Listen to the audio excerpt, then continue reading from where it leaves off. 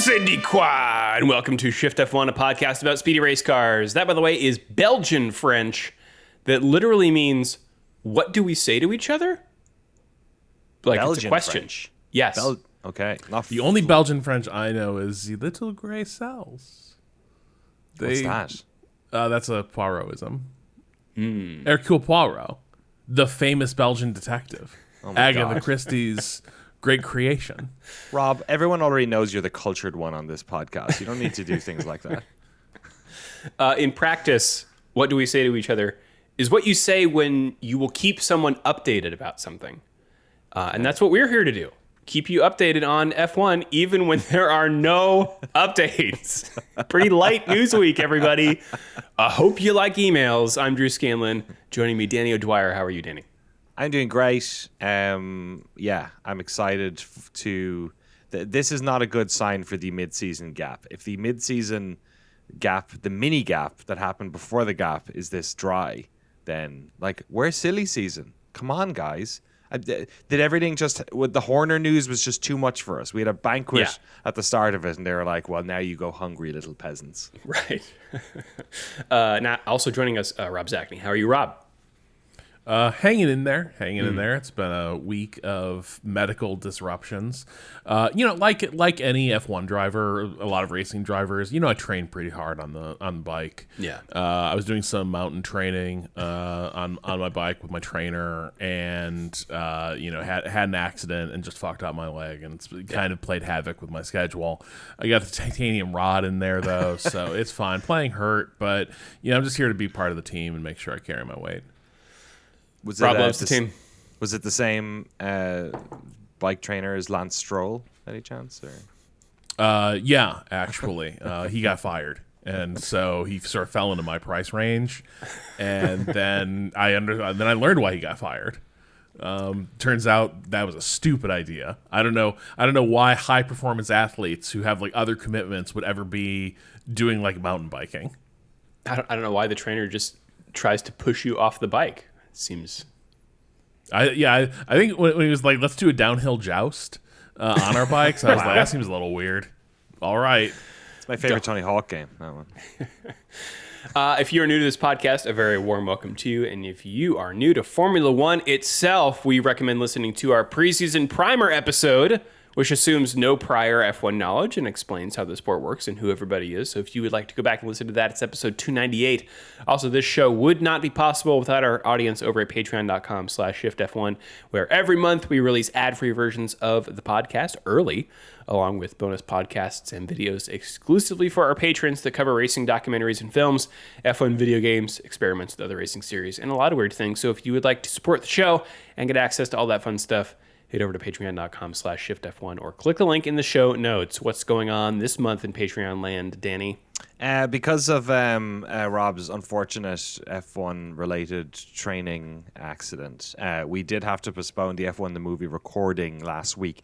And because of Rob's ongoing titanium rod issues, we're going to have to continue to do that. So myself and Drew are going to record a bonus episode tomorrow for this month, and then we will catch up once Rob has had a chance to see F1 the movie. Once he's feeling a bit better, we'll record that ASAP as well. I feel like the F1 movie it's like a DRS train. It was like everyone, we were all waiting for the F1 movie to, I was out of town and all this stuff. Yep, so I was on vacation. Yeah. Well, and then I got too precious about I have to see it in IMAX, but it turns out I should have just gone and seen it.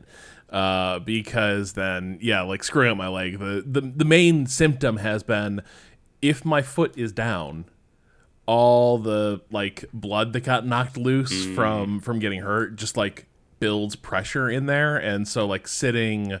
This is no, last week was the longest I've sat since this happened, but it's a steadily sort of crescendoing thing. This morning I'm doing a bit better, but I'm gonna have to go to a theater, kick my legs up and watch what I've heard is a cinematic masterpiece. We have an email about the true way to see it, by the way. It's not IMAX. Oh, okay. But that makes me feel a bit better because I also wanted to see it in IMAX and was dilly-dallying. Is it D-Box? Oh. It is D-Box. Oh, D-Box. Forgot about D-Box. Oh, my God. Anyway, I saw it in a theater with recliners. Oh yeah. So if you could find one of those, Rob. Oh yeah, I did that too. Yeah. Yeah. Our local Shout out cinema. to Daly City. Yeah. Oh, excellent. You went all the way down there. Beautiful. Yeah. Daily nightly. This parking, Danny. Imagine it. I live. Although you live in the burbs. I live in so. Sonoma County, my friend. There is no. You can park a lot of. You want to see how much parking I've got in my house up here? I got a field. When we have a party, I just open the field. Oh, People just man. park in the field, man. Oh, it's like race day. It's great. It's crazy. Yeah, I can't walk anywhere though, so can't leave my house. It's a main road.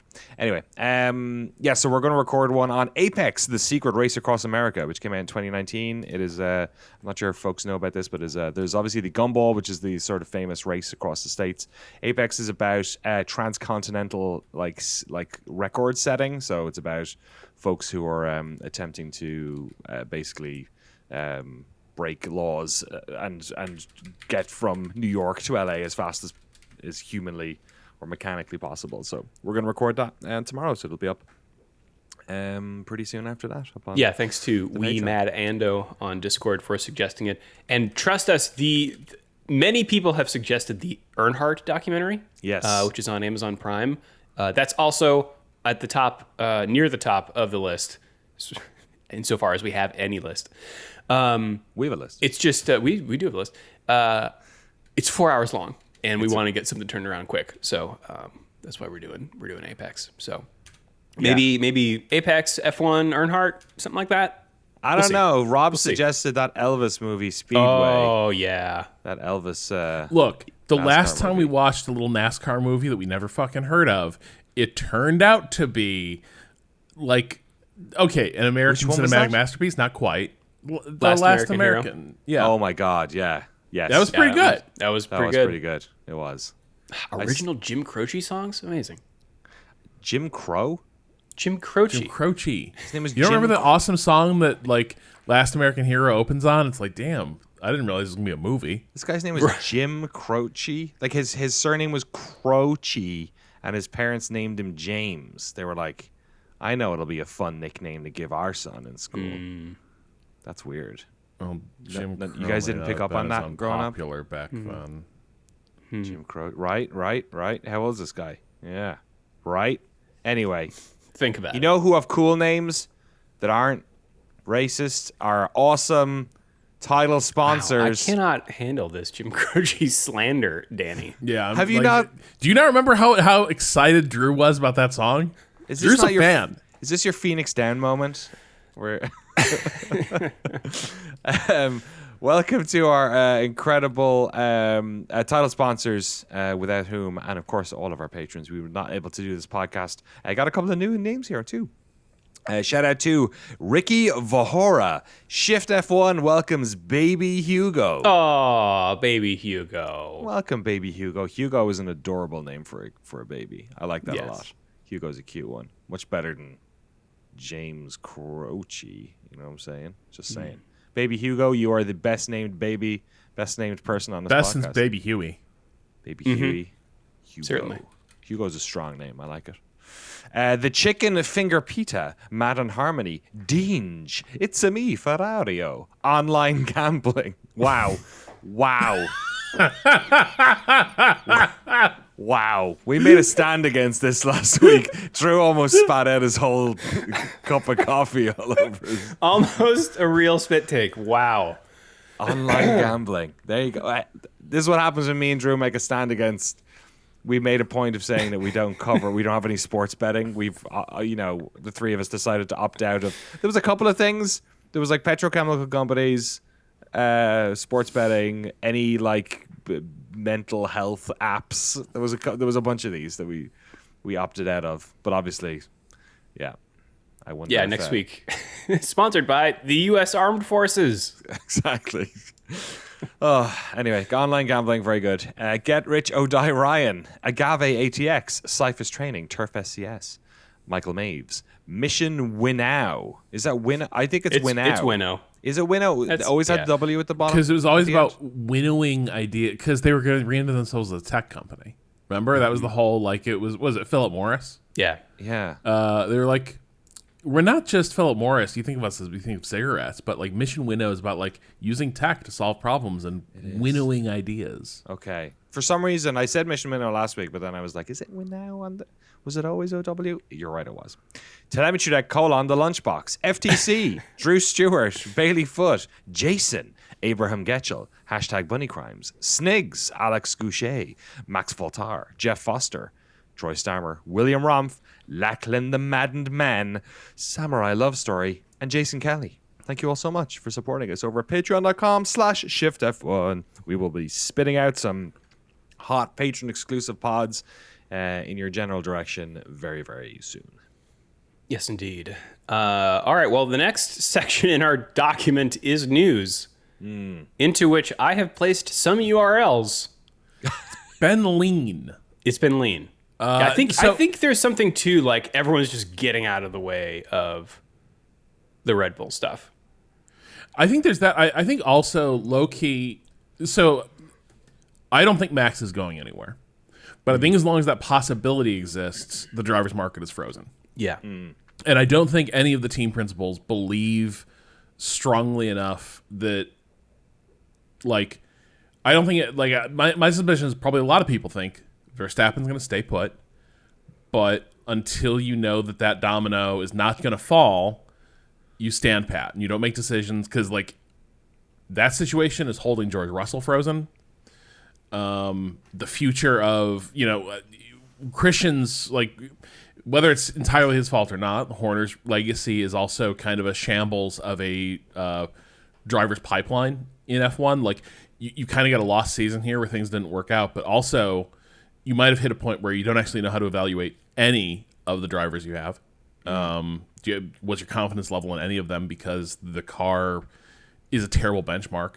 They might have fucked up, and maybe it was Checo was fine, and they just shouldn't have had his back. So they don't know what they have. I think part of it is, I think in years past, Danny, you followed F1, for about as long as I have. The silly season used to be a lot more like open negotiations, almost like happening semi-publicly between drivers and teams. It was much more of a hiring hall type environment by the middle of an F1 season, and a lot of it like took place in public. That doesn't happen anymore. I think the nature. I mean, I also think those contracts were probably also way sort of weighted towards the team. Like, I think now you have drivers have much better representation. They're much more. There was a lot of drivers getting dropped and just replaced all over the place in F1 back then as well, especially with the lower teams. I'm with you. I think part of the reason, like the Carlos Sainz we had last year, right? It was the same problem where Carlos wasn't it Carlos? Yeah, who we didn't know where he was going, if he was getting pushed out or not, and then that was sort of the domino that everyone needed to fall. Yeah, interestingly, Autosport has a write-up of, yet again, a driver on the High Performance podcast. Carlos Sainz went on there and was basically like, yeah, I don't know why Red Bull didn't hire me. I raced with Max Verstappen and Toro Rosso. We got along pretty well. They seem to have had a problem with his teammates not measuring up, and I did just fine. So why go through this whole Lawson and Tsunoda thing? Interesting that he would say that, considering, like the problem was that we didn't know where he was going to sign. But like we were talking at that time of like, do you really want Carlos going into that second Red Bull car? Like that seems like the type of thing that, remember the when Daniel left Red Bull, like we often wonder, like, was it the fact that he was put in cars that didn't operate as well? Was that the thing that took his confidence, or was it that he always had his ceiling? Like, it's hard to tell, but like maybe it wouldn't be great if Carlos went into a car that was that underperforming next to his teammate. That might like shake his confidence or ruin his momentum. He says that first year together, talking about him with Max at Toro Rosso, has given me the confidence to know I can be up against anyone. So this is why F1 drivers are built different. They think that they are gods. I also think that the problem you run into at Red Bull specifically is that they have this just like massive junior driver program, and if the main team doesn't have a seat that they can slide them into, like that's partly the problem they've run into. Really, it's like maybe it doesn't work. Like it works when you have a phenom like a Sebastian Vettel or a Max Verstappen, but if you don't, then having this pipeline where you're forcing people into this other team, regardless of how good the second car is, maybe it's like it doesn't really work. It kind of has played out like it has. It's worked out for everyone else. Right. Like your driver exactly. pipeline has fed the other teams, but not you. I find, I guess, the high performance conversations are pretty freewheeling. This is a semi-required viewing thing if you're an F1 fan, because the high performance podcast, underneath all the like pseudo tech fitness bro trappings of that podcast, which there are many, also appears to be like under the guise of doing a fitness, efficiency, personal improvement like podcast. It's a chance for the host to talk to people in F1 and soccer. And that's predominant and the report's pretty good.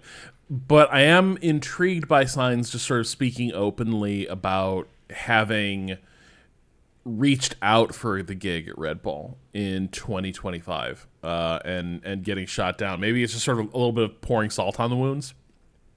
But it's kind of like, well, aren't you happily married now? Basically, like, aren't you like, maybe he's already sort of decided that the Williams thing is not working out as well as he might wish. But there might also just be like, he is smarting over that. Like, I think from his standpoint, Ferrari rejected him, despite him performing very, very well. And I think he could argue that, they haven't gotten better results out of Hamilton than they got from him. And then Red Bull did the same. So you had two marquee teams that both kind of, decided not to give Carlos a shot. Now he's at Williams. But yeah, I think the situation at Red Bull, the funny thing is, I don't think anyone should want that second seat with the way the car's configured. Like it does seem like if you run on Max Verstappen, the car imposes a 1 second a lap penalty on your native driving ability, and the margins of DNA. It's too tight. Like you'll look like an asshole in that car. Sandbagging activated. I also do wonder, is the driver market frozen because Cadillac hasn't completely tipped their hand about who they're bringing in? Like there's sort of the two seats that we've talked about Valtteri being in the picture. Checo is in the picture. Valtteri's talked about Valtteri being in the picture. Yeah, you think even the stories where it was like sources indicate, you think that was like no? I think camp? I think they actually, Cadillac did say like we're looking at. I think they actually did name like Bottas and Perez and say we're looking at drivers with experience and new talent. The other thing is like timing. We've got this. There was this 1 week break between Great Britain and Belgium. Then we've got Hungary, and then the actual 2 week summer break. So it is kind of a weird time to make your announcements. It is, and it's there's just so much in the air. I think the future of Alpine is also super murky. Like, Flavio's, we're going to find one young talented driver that appears to now be someone get me old dudes I can trust. That appears to be the new strategy to fix what's going on over there. So that seems like a complete mess. So I think we might as well. We know what's going to happen. When we release this episode, people are going to be like, "This is like 30 minutes of filler up front. Like, what the fuck are they doing?" And then like. After that, like they're gonna check the F1 news, and it'll be like, can you believe George Russell challenged Toto Wolff to a duel and killed him? That's wild. Why didn't they talk about that? Well, I don't know why teams aren't getting the hottest new F1 driver in their cockpits. Gene Haas. Whoa. The Goodwood Festival of Speed happened recently, it happened somewhere in the UK. Goodwood? Probably Goodwood. Yeah. And they drive cars. They drive every conceivable kind of car up a little hill, and everyone has a great time. Really, it seems like a fantastic car festival. Anyway, they put Gene Haas in a Haas F1 car, and he actually got to drive one. So I could put a link to that in the show notes. The hill Was it a climb Haas is F1 close car? to idiot-proofed. Yes. Like I don't know. People have wrecked on it. It's friggin' hay bales, man. Yeah, and The it's speeds like, are super low. but that's the problem. It's hard to drive an F1 car in low speed. It's like a little bit, They do have intermediate tires on, which I thought was interesting. Which I guess is that's funny. Tires Super that grippy. are good when they're cold. They put all weather tires on his like Jeep Right? tires. Yeah, you don't have to do chain control. Yeah. Yeah, exactly. To put chains on his car. If I owned an F1 team, I would be like appealing FIA for dispensation. Like this isn't testing the car. I just want to drive my F1 car around a track. Like this is like 2 years ago. It's their model. We're not doing ongoing development, but just let me drive my F1 car. I think it was a 2023. Yes, F1 Haas F1 car. 72 years old, Gene Haas. That reminds me. Did you see So before the F1 races, Sky TV and ESPN carries it as well. They have the like Sunday show before the race, where it's a much more of a pre-game thing. Did you see Brundle and Ollie Behrman driving two vintage open wheel racers? One from like 1928, and then the other was like an Alfa Romeo from like immediately after the war. No. Yeah, they were whipping Is those the end around of the story Silverstone. that they crash? The way you're saying this makes me think No, okay, they didn't okay. crash, but like those cars look insanely fun and fast. Like it was they got camera mountings all over them, but like it was a really fun segment. It is just wild. First of all, I was kind of amazed that Behrman could drive it, because like it's going to be a manual transmission, but it's going to be a manual transmission from 1927. I think he said the Alfa Romeo, in fact, had inverted pedal positions. Oh boy. Oh wow. So he kept like struggling to remember to shift because like brake and accelerator were switched up. And so like the heel toe stuff was completely different between those races. The one from the 20s, I forgot that they did this with these cars, but so they didn't know how to, like, as I understand it, I don't think they knew how to like create curved steel structures until like right before World War II. Oh wow. Okay. It's one of the reasons the Spitfire was such a huge leap forward, is that the shape of the Spitfire's wings, literally, like that was like one of the first aircraft constructed with wings like that, because they hadn't figured out how to like roll steel that way. But that also means that, so there's like basically the tubular structures of post-war open wheel racers. That is that technology, right? You just sort of like have the steel, like ring basically of the car. But in 1927, you had to sort of approximate that by building it out of like flat panels, and because they don't like fit a low together, poly model. and because they're sort of just riveted together at the speeds they're going, it seems like the hood could just like start ripping open. Oh boy. So they had to put huge leather straps and buckles over the engine cowling. Oh wow. To keep the thing together. That reminds me of the flight that I took to get my pilot's license. I was coming in for the final landing with the FAA instructor next to me, watching me do this, and right at like the most critical time, on the hood of the plane, the fuel port popped open and is like flapping in the wind, which I definitely closed and locked. It gave me a real scare. Did you fail the test because of that? I did not, thankfully. Hell yeah. Yeah. Awesome. That reminds me. Did you hear about a military aircraft nearly took out another passenger jet the other day? I did. Oh my God. And the pilot came on like, hey, sorry, passengers. There was a B-52 in the pattern. It was, yeah. That the tower didn't tell me about. Kind of hard to miss. How steep? So I think they said to evade, they had to do a dive that was like 2,000 feet per minute. Oh wow! How steep is that, Drew? Because I don't know. Like if we're thinking like angle of Just attack for a to get the second, wings, because he was on the final. He was on final approach at that stage. So yeah, so you probably did didn't have a lot to work with. 2,000 feet a second, you'll feel it. Like 500 feet a second is like a normal descent. Okay. Yeah. Yeah. Because I was just like I have no sense for that because like a minute is a long time when you're flying. You know what I mean? But like at the same time, I kind of wondered, could you feel how near a miss that was? Well, I think he was also banking really hard, which you would definitely feel.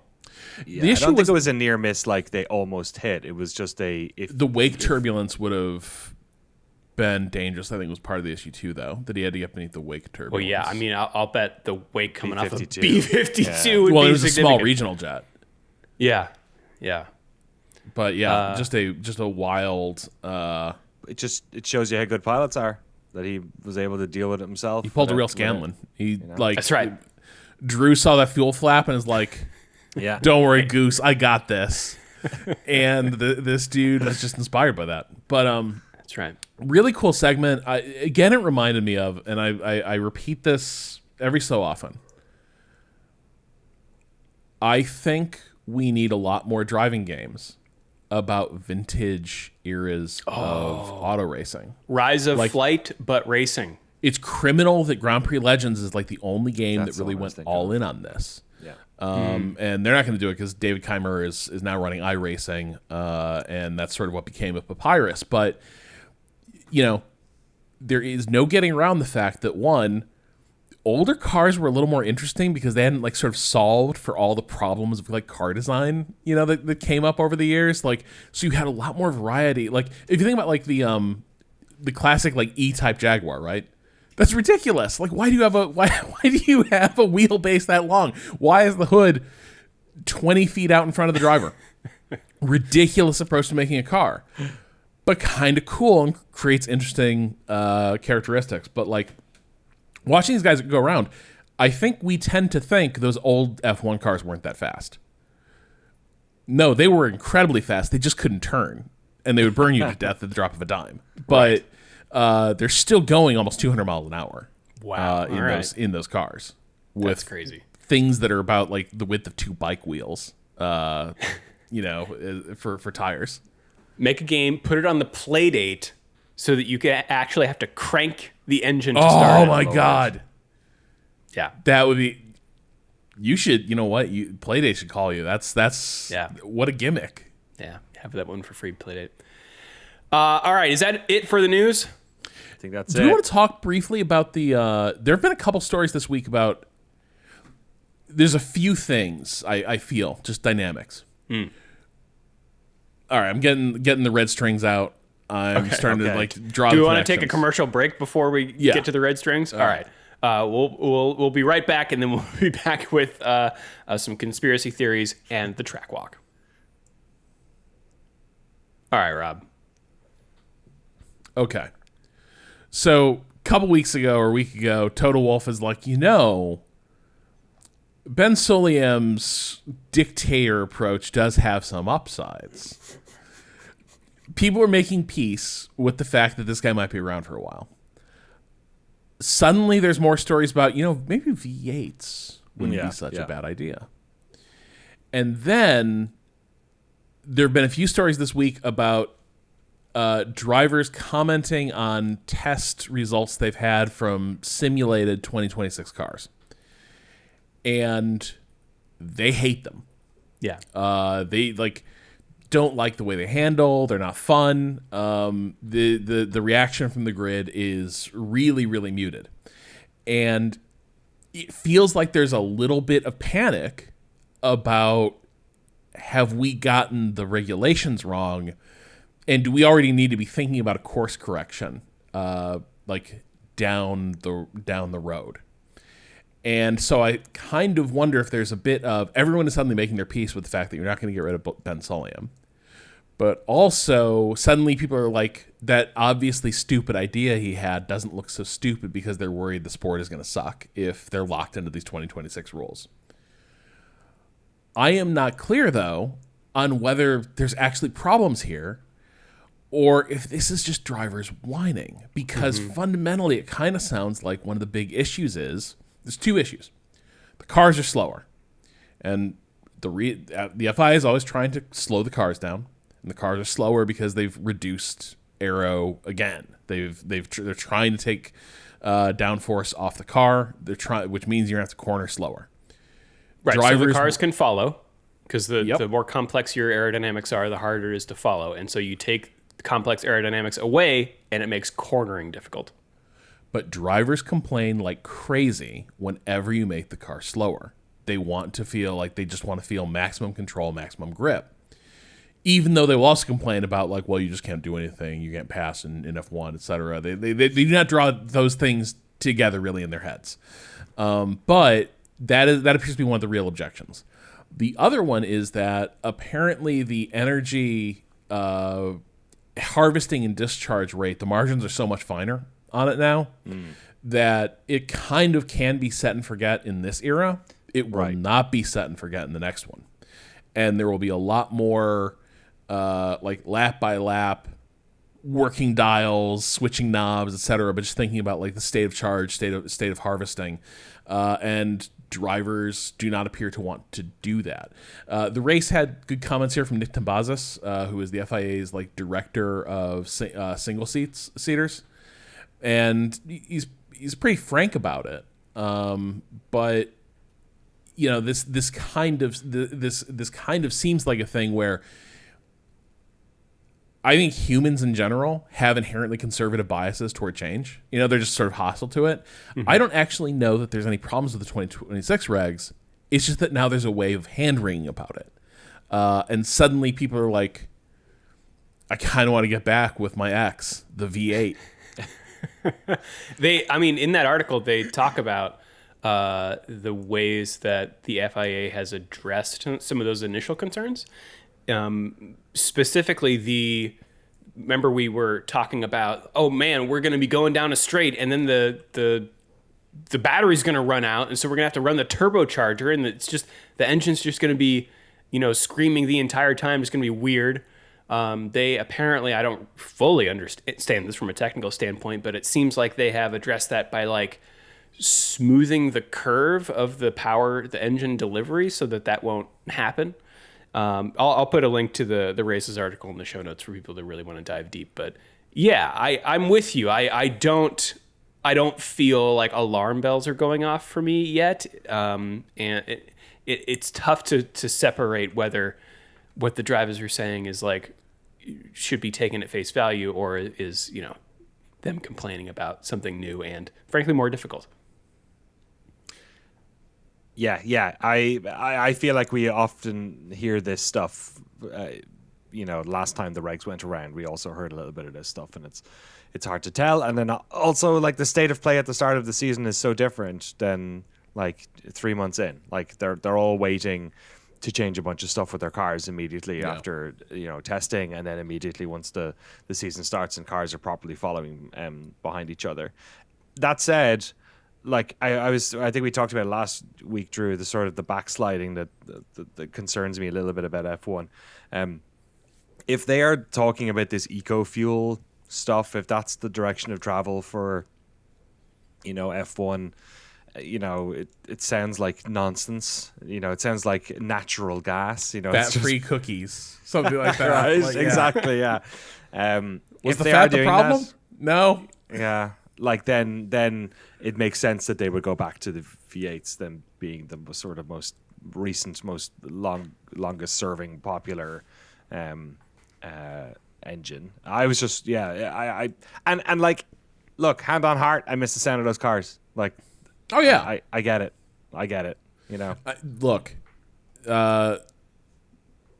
every time I end up just stumbling across the pod racing scene from Star Wars Episode 1, which is predominantly the sound of those engines is sourced from, I think, the V10 era. Right, yeah. Or whatever it is. But to me, that is still how F1 sounds. I think we talked about this. Like I stumbled across like an old video of like the Belgian Grand Prix when everyone wiped out in the first lap. But somebody like done a thing where they put modern F1 graphics on it. But like that is still to me the sound of F1. Like when I hear those engines, I'm like, yep, that is what an F1 car sounds like. But times change. Like I am at peace with that. I do think it's a little silly that. Like, I just don't, like, you have so many engine manufacturers who said, like, if you go back to V8s, we will not be going with you.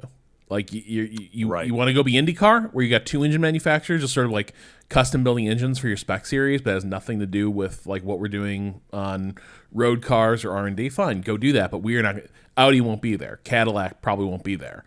So I just don't think. I think it's a non-starter. God bless Motorsports website comment zones. I love this on the race. Top comment: nobody wants this. Let's get back to pure driving. Less virtue signal batteries. Wow. Oh my God! Batteries are woke. I called it a DEI power unit last week in jest. I can't believe. I guess I can believe. Of course, people are actually out there saying this are stuff. you deploying ERS? Oh, I guess you're just virtue signaling. Exactly. Okay. Well, let's move on, Danny, to Spa. Spa. It's Spa time, folks. Spa. Yes, that's right. Spa Francorchamps. Who did I hear somebody say Spa was the shortest name, longest lap in Formula One? Love it. Although the official name of the race is the Formula One Moët and Chandon Belgian Grand Prix. So get your bubbly at the ready, folks. Spa has been around for a long time. It is a racetrack in the Ardennes Forest in Belgium.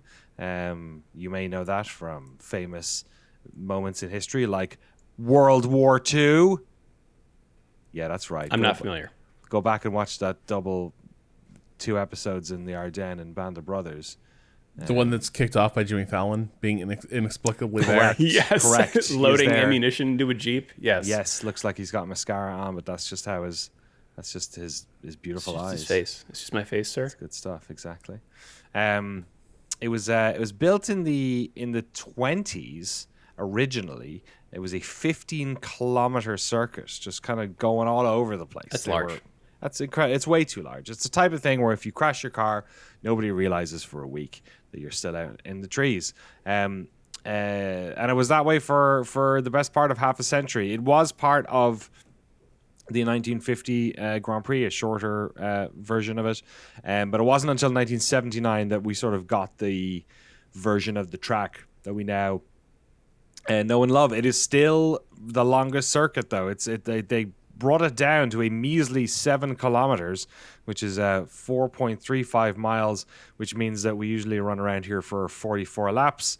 Lucky for Lewis. And yeah, it's because of that. There are certain environmental factors that happen here that really Spa is sort of uniquely at the behest of. In terms of the actual driving pattern of the track itself, straights are a big thing here. Obviously, the Camel Straight, which is right at the start, is actually sort of the third straight you hit because of the length of the track. Just purely, you are getting more straights because the parts of the track that are straight between the turns are just bigger.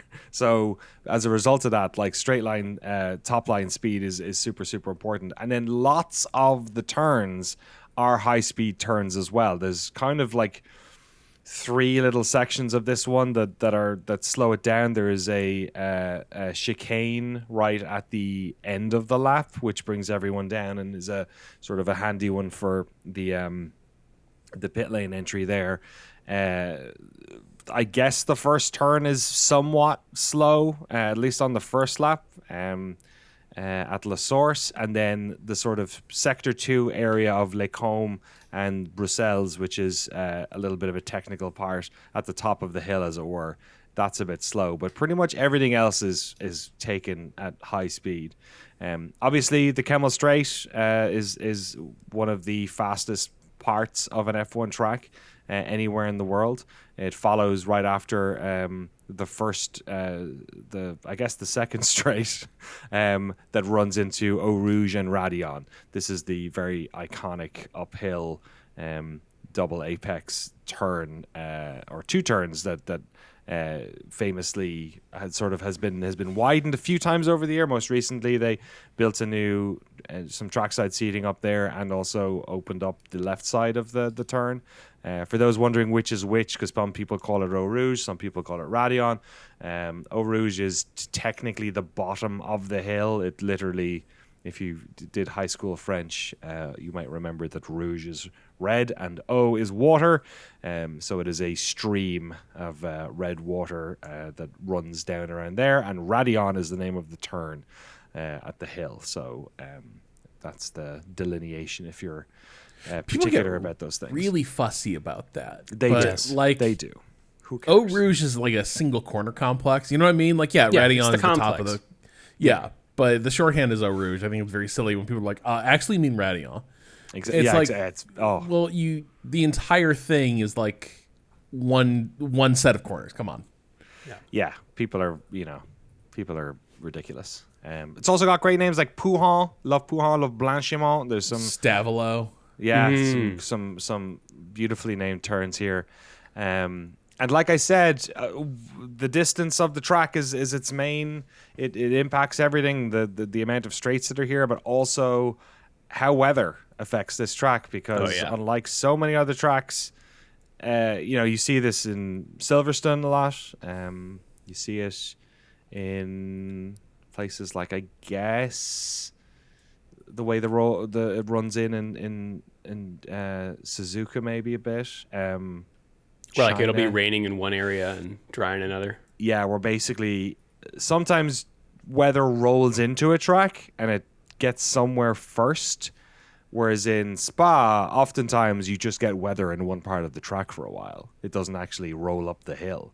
It's like relief rain, or it's coming over the top of the hill, whatever it is. So you get these very difficult to sort of figure out rain patterns. And then sometimes it just buckets down and you end up doing a lap under the safety car and going home. So that's that's the beauty of Spa-Francorchamps. It is often thought of as one of the most fondly thought of tracks. It's sort of one of the classic era tracks that still works with the modern cars, which you can't say about a lot of the 1950s tracks. I always look forward to it. Yeah, the last 5 winners here in 2024. Well, George Russell came home first, but was disqualified, right? So Lewis Hamilton technically won that one. Then we had Verstappen, and Hamilton. So those are the last 5 winners. In my statistics, the drivers who do better than normal at this, really only one, Esteban Ocon. Seems to be a good track for him. But it is sort of a bugbear for a few drivers, such as Carlos Sainz, Lando Norris, and Yuki Tsunoda. Red Bull and Mercedes both tend to go fairly well here historically. And then behind them is Ferrari. Haas and Williams historically have not done great here. My own personal ratings of the Spa-Francorchamps circuit has been, wow. Past few years, the entire mixed bag. I've got a 0 NA for when it was rained out in 2021. I rated 2022 a 1 for a procession. 2023 got a 2 for a strategy race. And then last year's race got a 3 for entertaining. Lots of different tire strategies from the top 4 teams. Not sure which one was going to be right. Russell holds off Hamilton with a long tire stint. That was fun. So really could be anything. And like you said, Danny, weather plays into it, or can. Certainly. We've got a sprint weekend this weekend. So sprint qualifying will be at 10:30 our time. So that is like afternoon for them. Friday, precipitation 25%. Temperatures are 68 Fahrenheit or 20 Celsius. Less precipitation scheduled for Saturday, which is the race, the sprint race and then qualifying. And slightly warmer temperatures. Looks like 69, 21. Nice. Sunday, a little more rain for race day and lower temperatures. We're looking at 18 Celsius or 65 Fahrenheit. Wind is not typically a factor, I think, because it's tucked in the trees. But yeah, we're looking at like between 5 and 9 miles an hour or 8 to 12 kilometers an hour over the weekend. But yeah, as you had said, Denny, it's sort of one of these microclimate areas with really unpredictable weather, and that can mean either really fun stuff in terms of how it affects sessions, or it can completely throw a wet blanket, so to speak, on everything, because we either can't race, or if the cars do go out, they are just turning the water into fog, which makes it impossible to see anything. And then results in things like red flags. So really have zero idea what to expect here from a weather standpoint and from an entertainment standpoint.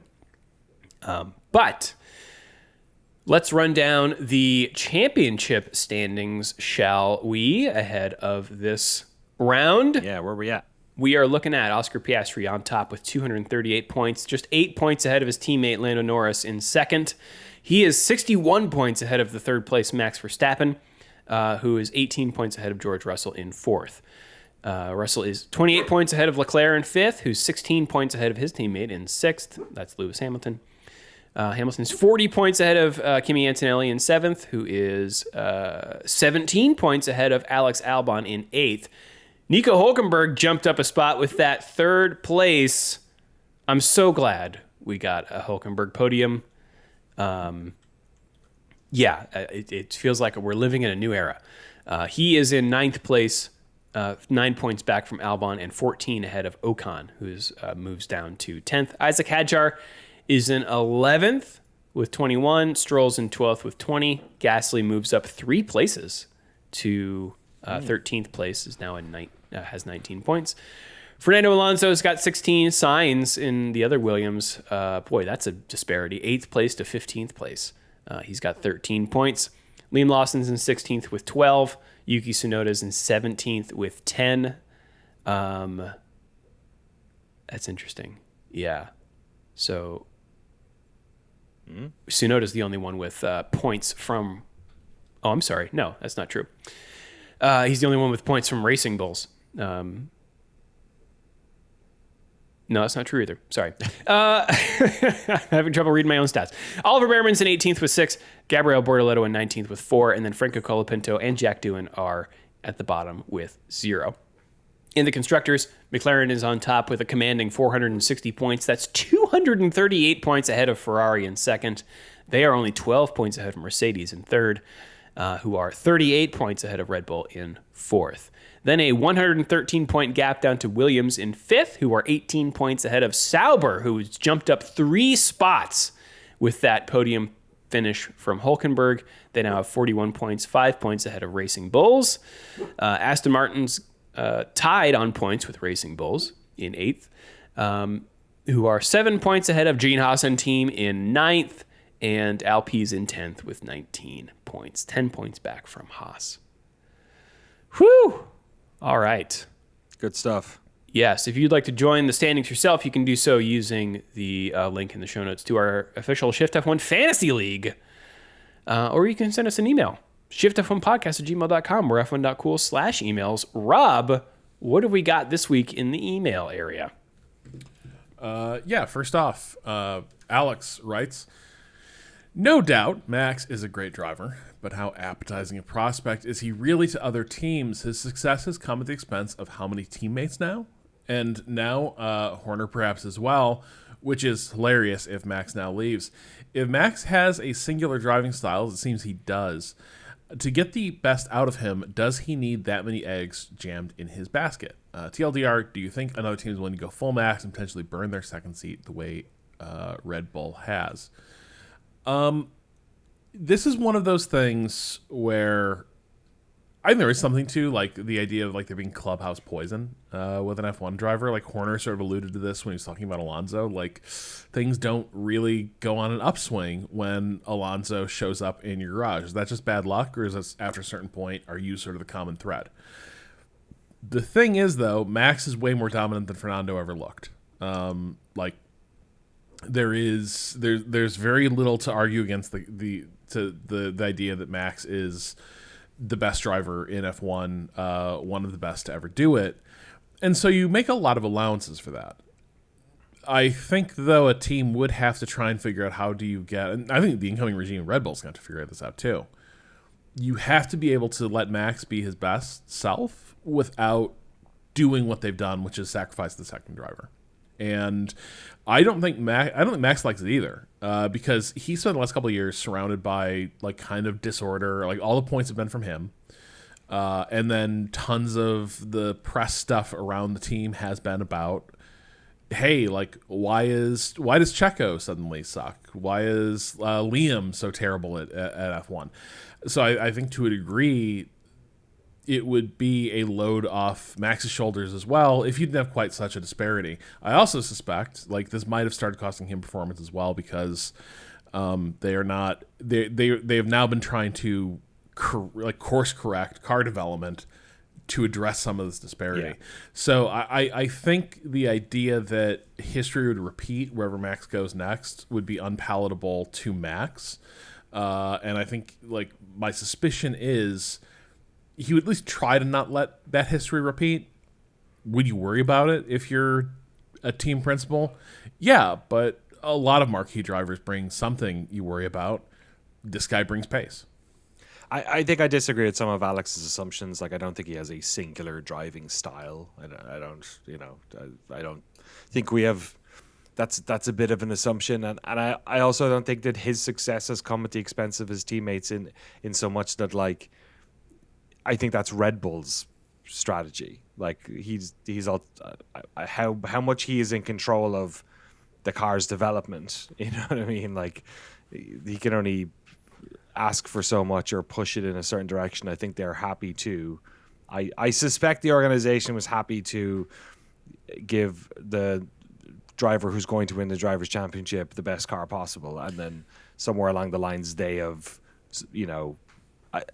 I don't know that he needs that sensitive a car, you know what I mean, to drive that well. There were plenty of years, you know, with Ricciardo and stuff where Max was driving really well and competing, and the gap wasn't there. So I don't necessarily lay that at his feet either. I think any team would like to have him from a purely driving perspective. I think he'd get the most out of the car.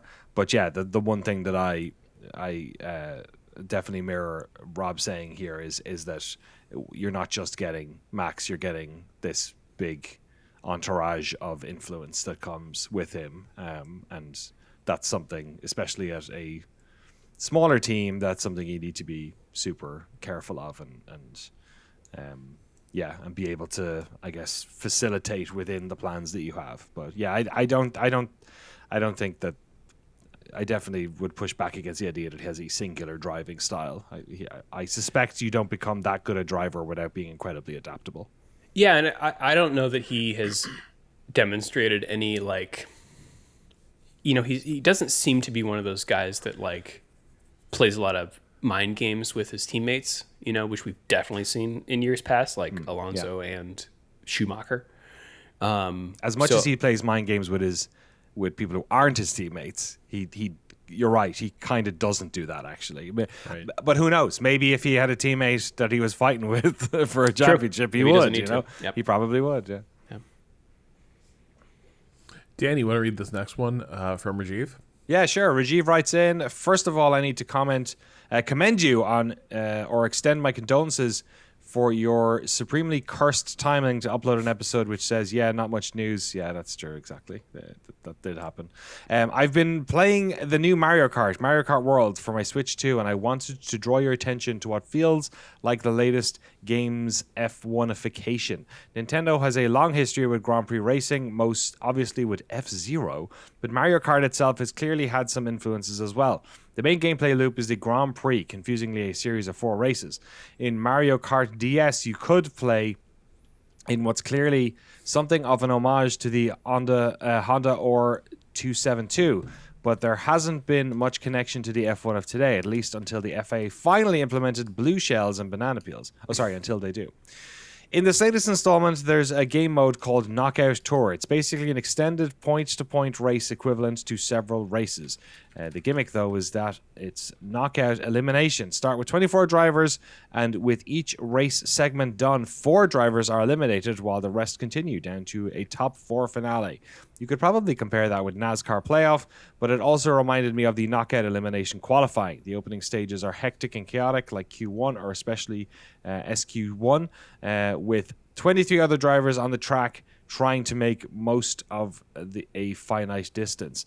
If you survive to the later stages, though, the flurry of banana peels and shells most likely goes away, leaving it as a relatively straightforward test of pace, like Q3. It's a lot of fun.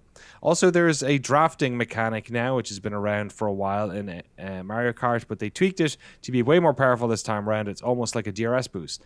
And like DRS, it's disabled for the opening part of the race when everyone's bunched up. It only activates a few seconds after the race.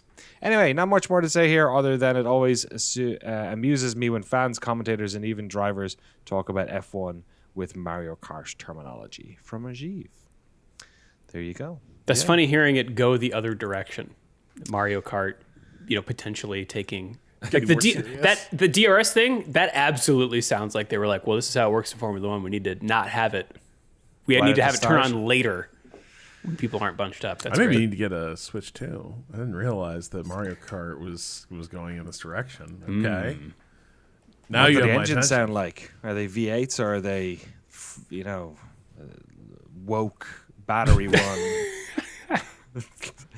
Yeah. The one thing as well you got to think about is that like sometimes F1 it's influenced by F1 and sometimes this is just some stuff that's been in racing for a while, like different types of racing.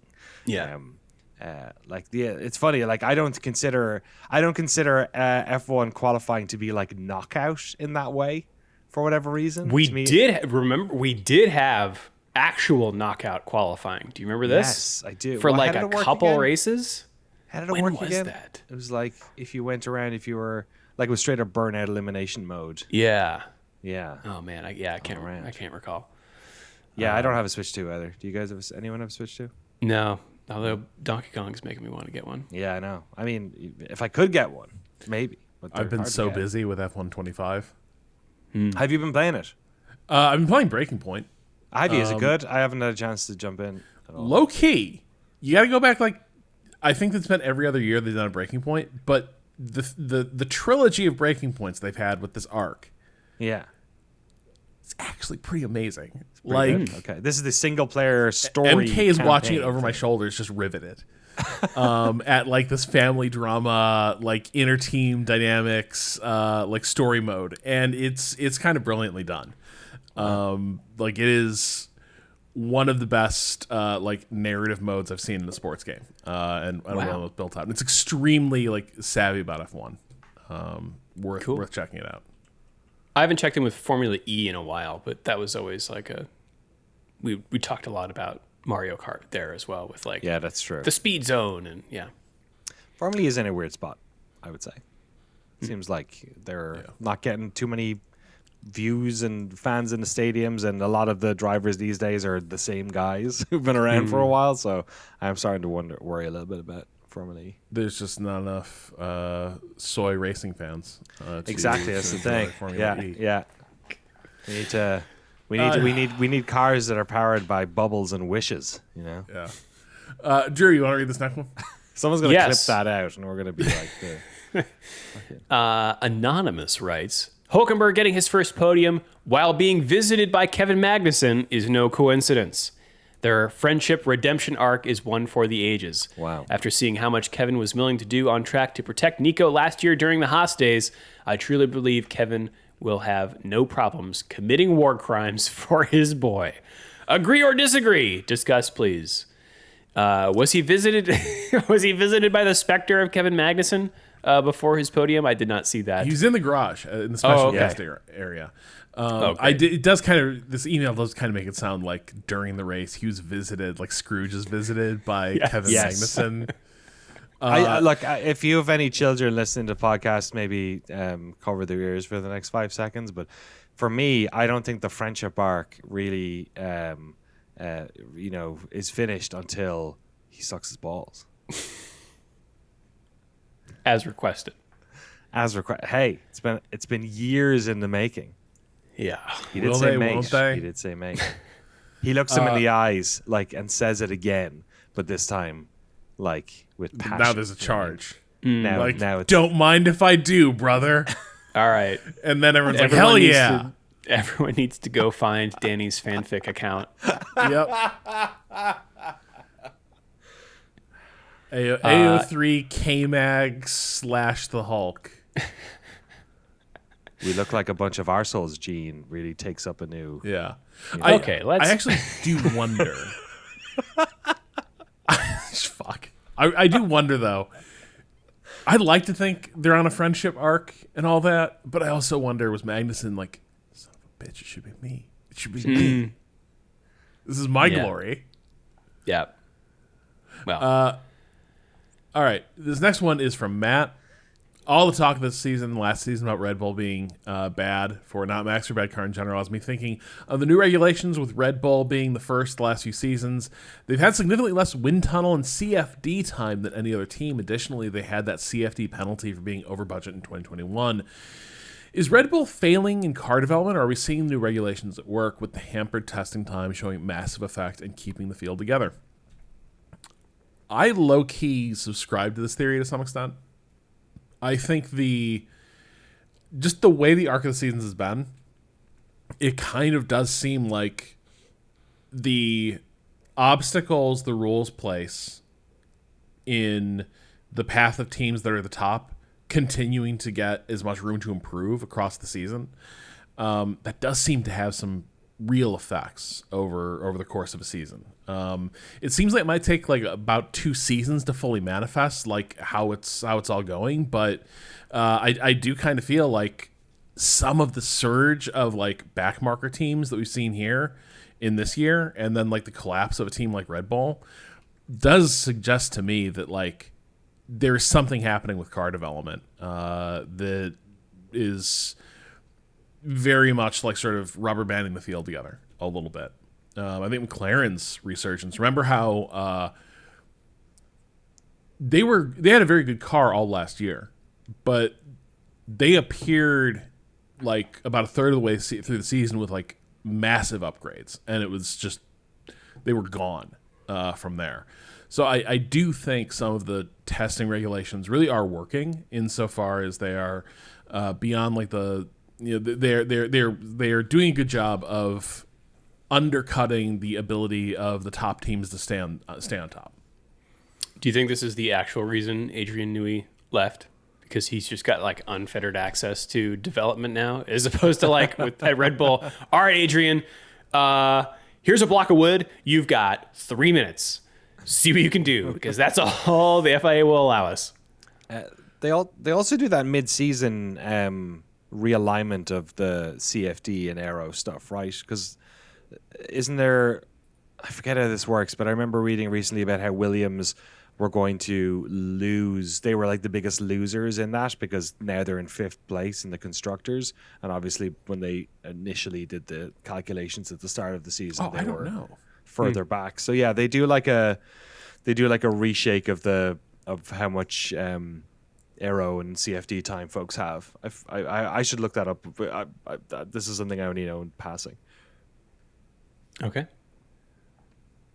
I didn't know it worked that way. I figured it was like prize money, where it was just kind of right. Yeah. I think it is, but maybe they're talking about next year. Maybe that's the what I was reading about. Let me look it up again. Evan from Washington writes in and says, I wanted to share with y'all and the other listeners an awesome tip to level up your F1 the movie theater experience. If you have a D-Box theater option Yeah, near there you, we go. this is by far the best way to watch the movie. For those of you that don't know about D-Box tech, it's basically rumble and motion for movie seats. Feeling the vibration of the cars in the movie while they're driving and feeling the lean in your seat as they scream around corners adds a fun touch to the experience that many other movies can't add. If you get a chance to see F1 with D-Box, you won't regret it. And that's from Evan at dbox.com. So, It's not really. But yeah. different take came in from Adrian. Oh, Adrian. Hi, Okay. speedy race car aficionados. My girlfriend and I went to the F1 movie last Wednesday. We made it a date night. I heard a lot about how amazing the visuals and cinematography were going to be. Same folks that worked out the camera magic for the Top Gun reboot/sequel. So I opted for the most expensive IMAX theater available. As a fun coincidence, the only seats left were the first two seats in row F, F1 and F2. Nice. As soon as we sat down, the first red flag presented itself. A button on my armrest labeled water on, water off. What? Sure enough, there were water jets directly in front of us. I started looking around and spotted a label on the wall. 4DX. Oh my The previews God. hadn't even started yet, so I decided to look it up and see what we were in for from the Wikipedia page. Emphasis mine. 4DX is a 4D film presentation system developed by CJ 4D Plex, a subsidiary of South Korean cinema chain CJV. It allows films to be augmented with various practical effects, including motion seats, wind, strobe lights, simulated snow, and scents. I showed it to my girlfriend. We both shrugged and figured this might be a cool movie to see with all this extra theme park stuff, right? It was not. In hindsight, I cannot believe I paid $30 for a ticket for someone to spit in my face, blow compressed air onto my neck, and fling me around in my seat as I tried to watch a movie. The smells, water, and wind weren't all that bad. It was the motion seats that really ruined the experience for me. We had dinner right before this movie. Oh, no. I'm a big dude, and at Oh, no. 270 pounds, these stupid motion seats were tossing me into the air. My butt was leaving the seat. I had to grip the arms of the seat and brace myself every time an in-car scene would come on the screen. There are two big reasons, aside from the sheer violence of the motion, that the experience sucked. The motion seats were programmed to follow the movie editing. If the movie switched to a first-person view of someone driving an F1 car, you were getting jostled. The editing of the movie had a ton of cuts between overhead angles, skybox angles, and the in-car shots, though, so you never knew what your seat was going. You never knew when your seat was about to start launching you into the air. It's like going on a roller coaster blindfolded or something. You can't anticipate anything. The 4DX motion seats, I'm pretty sure, only had one setting for an in-car experience. I imagine it is labeled something like driving or in-car. The seats did the same thing no matter what was happening on screen. And the thing they would do would have suited bouncing down a dirt back road in a pickup truck much better than anything that would happen on an F1 track. Race start, I'm bouncing around randomly. Hard braking, bouncing. High-speed chicane, my ass hurts from all the bouncing. Pit stop, still bouncing. Please make it stop. Conclusions, go see the F1 movie. It was fun. Do not see it in a 4DX theater. Oh my God. If you see a toggle button for water on your armrest, run away. Fantastic emails. Thank you, Adrian. So James I'm guessing- Cameron would have programmed the seats to perfectly match the G yeah, logo absolutely. of the cars. That's the thing. Maybe was there what era? I guess it was a couple of years ago. Maybe they were porpoising. You don't know. That's Yeah, true. That's That could have true. been- That could have been what you were feeling. If what is a more legit F1 experience than having a busted spine and sore neck by the end of the movie. I'm kind of impressed though the hydraulics on the thing we're launching a 270 pound. 70, yeah, totally. I'm right there with you. That's my range too, and I'm like A little alarmed Okay. though too, because what? So what if you bring your toddler?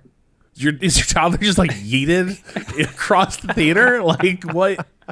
hey, they shouldn't be watching. They shouldn't be driving F1 cars. Do you know what I mean? This is a 4D Yeah, it's experience. true. There's 2 races in it that are wet. So I wonder, they're right in the middle of the movie. So I wonder if you're getting sprayed a good bit there. I think they recorded the Zandvoort stuff the year that the big swell came in. So, watch out, folks. You got to bring tear-offs to the cinema, There you go. You will have the drink, whether you want it or not. My drink is broken. They should have done that. That should have been it in the movie when the drink, if someone's drink breaks and starts leaking, it's like Kimi Räikkönen. And he's like, my legs are wet. And then, they start like leaking out into your seat. It's good stuff. Now I want to see it again in one of these nightmare scenarios. This sounds amazing. I kind of wanted to, yeah. Could you imagine? Kind of sold me on it, honestly. Could you imagine the smells? They do a flashback to like 90s racing, and then you're just like smell like gasoline, and then smelling woke batteries in the current era. All that good. Smell the popcorn. What's the best smelling F1 track, do you think? Ooh, maybe Austria. Best smelling fields. Oh, yeah, best smelling. Monaco's obviously Smells like perfume, cologne. Yeah, exactly. I think Zandvoort, despite the Orange Army, which I do think probably does smell crazy, you're still like right there by the ocean, so like it's probably a lot of fresh air blowing across the track. Suzuka maybe has some cherry blossoms. There you go. Shift+F1 podcast at gmail.com or f1.cool/email. So you can also hit us up on the socials using the links in the show notes. That is us around the internet. Should we take it around the world, Denny? Let's race around the world. Racing is back, everyone. The NASCAR Craftsman trucks are at the Lucas Oil Indianapolis Raceway Park in Indianapolis, Indiana for the T-Sport 200. The World Superbike Championship is in Balaton Park Circuit in Hungary for their race, or their Hungarian rounds. Speaking of Formula E, they are in London this weekend for the London E-Prix. Formula 2 and Formula 3 will be supporting Formula 1 at Spa this weekend. The NASCAR Xfinity Series is also at the Indianapolis Motor Speedway for the Pennzoil 250. Motocross Grand Prix is in Czechia for the Motocross Grand Prix of Czech Republic. IndyCar, they are at WeatherTech Raceway Laguna Seca in beautiful Salinas, California for the Grand Prix of Monterey.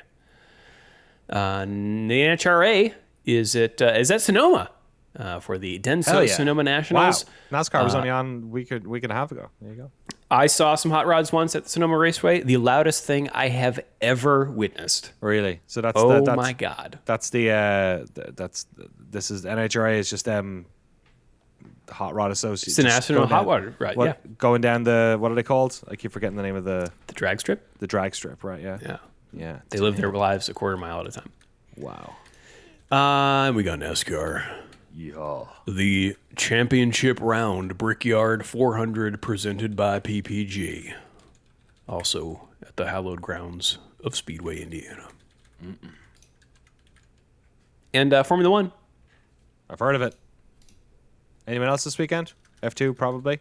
Yeah, F2 and F3. Yeah. Things kick off Formula 1-wise Friday, July 25th at 6:30 a.m. Eastern Time. Free Practice 1, that's on ESPN2. Followed by Sprint qualifying on that Friday at 10:30 a.m. Eastern on ESPNU. Saturday, July 26th, the Sprint is at 6 a.m. Eastern on ESPN2, followed by race qualifying at 10 a.m. Eastern on ESPN2. The Sprint's on ESPN. And Sunday, everyone, July 27th, the race, 9 a.m. Eastern Time on ESPN. And that's what's going on this weekend. Danny, what has happened this day in history?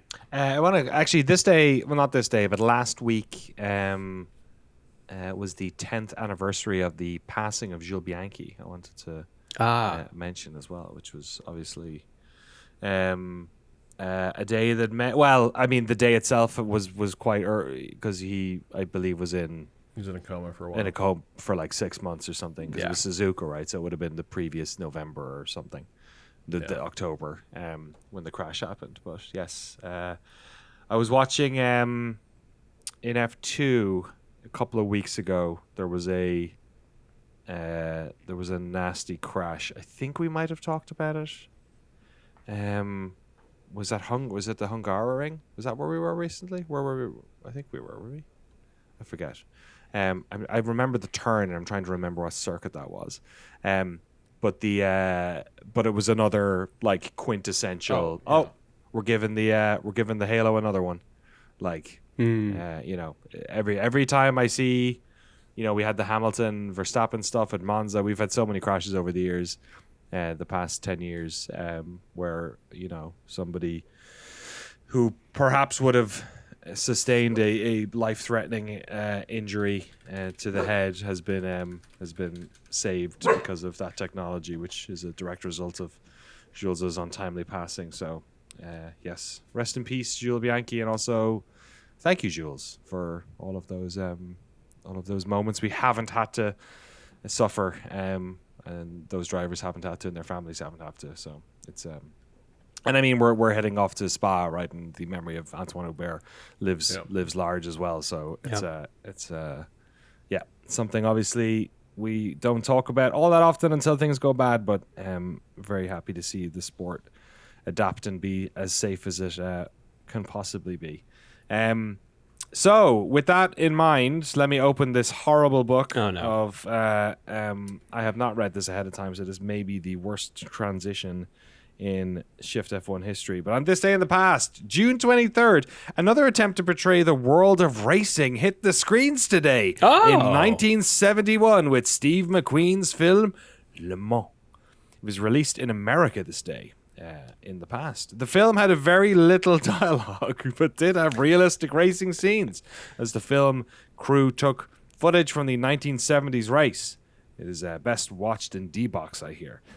A keen racer himself, McQueen was almost ruined when the film was not a commercial success, but his character, Michael Delaney, did come out with a memorable line. A lot of people go through life doing things badly. Racing's important to men who do it well. When you're racing, it's life. Anything that happens before or after is just waiting. It's a bit wordy for a famous line, but sure. Today in 1991, F1 drivers Johnny Herbert, Bertrand Gachot, and Volker Wiedler were celebrating after winning the Le Mans 24-hour race. They did it in a Japanese Mazda. It was the first time the prestigious race was won by a car made outside of Western Europe. There you go. All right. It's the 77. Congratulations. A Le Mans-themed date, as it were. That's right. And we, of course, have a Patreon bonus episode about the film Le Mans. The film Le Mans. And It if you're has going like to two Sonoma... good-ish scenes. Yes, we did Grand Prix as well, and we'll do F1. We'll close out the trilogy. The... What do they call the three? The Indianapolis, Monaco, and Triple Crown. The Triple Crown of movies, of racing movies, right there. You love to see it. Little.